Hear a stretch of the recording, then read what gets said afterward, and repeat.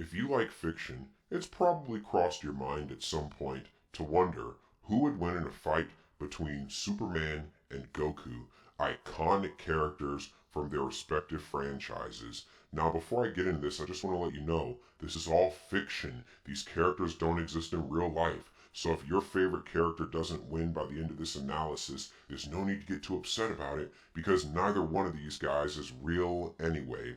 So we've seen this question attacked from a lot of different angles. Death Battle did a couple of videos on it. Just a Robot did a whole series on it. We even saw Seth the Programmer recently come out with his power scaled video indicating why he thinks Superman should win, and some guy called Hyor Ninjutsu, I don't know if I'm saying that right, did his video on why he thinks that Goku would emerge the victor. But here's a perspective that I don't think you've considered.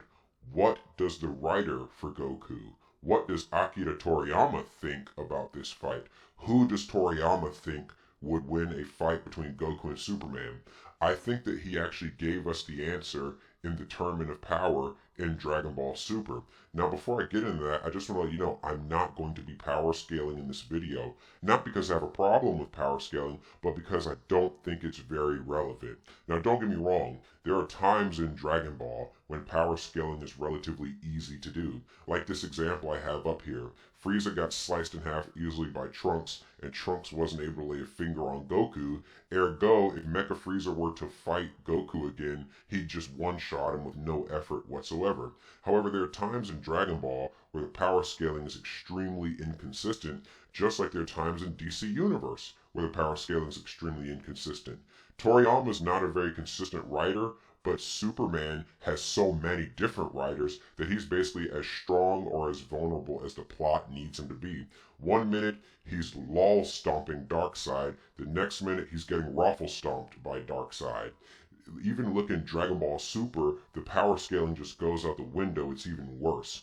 One minute Goku's casually trading universe busting blows, the next minute he's getting shot in the heart and dying to a freaking laser. In Dragon Ball Z, the power scaling wasn't terribly consistent either. For example, why did Chaozu's self-destruct attack not work on Nappa, but Semi-Perfect Cell's self-destruct attack did work on Goku? And the reason why this is such a problem is because the difference in power level between Nappa and Chaozu was much smaller than the difference in power level between Semi-Perfect Cell and full power Super Saiyan Goku. So all that to say that power scaling alone is never going to answer this question definitively because both are fictional characters who are as strong or as weak as the writers need them to be to create tension in the story. A lot of you are thinking, oh, well, then I guess that means that Goku wins. No, not necessarily. I think that Toriyama has answered the question from his perspective at the Tournament of Power. And what do I mean by that? I mean Universe 11. If you look at the characters in Universe 11, they are a not so subtle reference to the DC animated universe. Belmont looks like the Joker, Margarita looks like Harley Quinn, but if you look more specifically at the Pride Troopers, I think that they are Akira Toriyama's version of the Justice League, because the characters parallel so strongly to the Justice League it's hard to deny it. For example, let's take a look at someone more obvious. Let's look at Dispo. Dispo is basically the anime version of the Flash. One has light speed mode, one has the speed force, but they both pretty much do the same thing. Casserole is just the anime version of Cyborg. I mean, look at them. You can't deny that comparison. But it kind of leads me to an interesting side question. Why is the black guy always the guy that works on computers or IT in movies and comic books? Can someone please explain that to me? But I digress. Kunshi is basically Green Lantern because he's able to create energy constructs out of his hands. He may not use a power ring to do it, but he still accomplishes a fairly similar purpose. And then if you look at Vuon, or as I call him, Barney the Dinosaur after he's gotten out of rehab, he has the lasso of truth. Wonder Woman has the lasso of truth. They parallel very strongly. Now let's get to some of the less obvious but more in-depth parallels. Basically, Topo is supposed to be Batman, because if you look at it, they're both wealthy men who are obsessed with justice, who have a lot of fancy gadgets at their disposal, and both are the de facto leader of their team. Jiren may be the strongest, but Topo is the actual team captain. He's the one that actually provides leadership to the Pride Troopers. Batman may not be the strongest because obviously Superman is, but Batman, if you watch the Justice League animated series, Batman basically is the leader of the group. He's always providing tactical information. So basically, both of these characters, though they're not the strongest in their group, they provide the leadership and keep the group grounded. Both Topo and Batman have darker sides to their personalities and are willing to go to extremes to meet their goals. So now that you've seen that parallel, it's pretty hard to argue that Jiren isn't Superman. Think about it. They both have a generic orphan backstory. They both are as ridiculously strong as the plot needs them to be, and both of them are basically the strong, stoic, silent type who has to exercise restraint because everyone's just horrendously weaker than them. So that's enough. We can just call it a day and say that because Jiren beat Goku, that means that Superman would beat Goku, right? Well, I don't think it's quite that simple. I think that if we look at the entire fight between Jiren and Goku, we have what Toriyama thinks would happen if Goku and Superman were to fight. So basically, if you sub Superman in for Jiren, I think that the fight would go the exact same way, and according to my analysis, I think that that's what Toriyama would say too. I think if Superman and Goku were to fight, it would look exactly like what happened between Goku and Jiren in the Tournament of Power.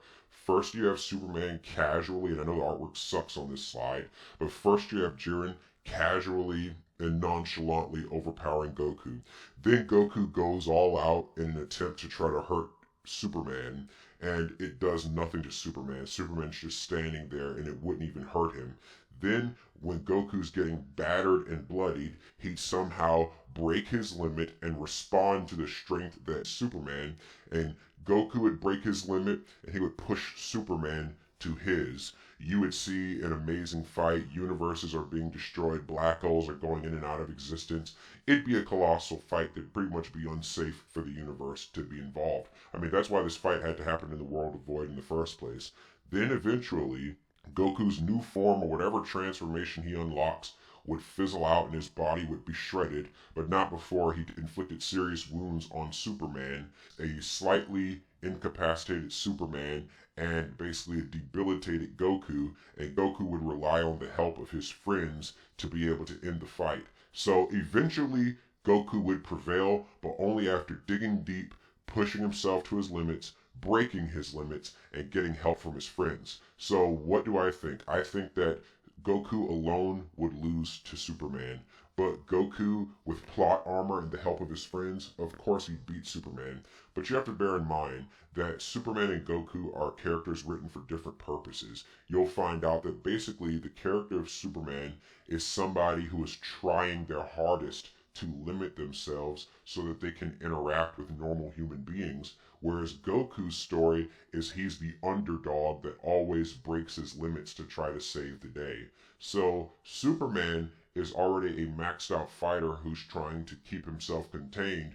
Goku is an underdog who's trying to max himself out. So they'd meet somewhere in the middle. So ultimately Goku would prevail, but only because the story needs him to, but he would not be able to win alone. I think that after he were to defeat Superman in a fight, they'd basically become best friends and spend all their time in the hyperbolic time chamber together. Anyway, I don't have any official interviews from Toriyama that this is officially what would happen, but I think that the Tournament of Power gives us what Toriyama's opinion might be. Let me know what you think in the comments below.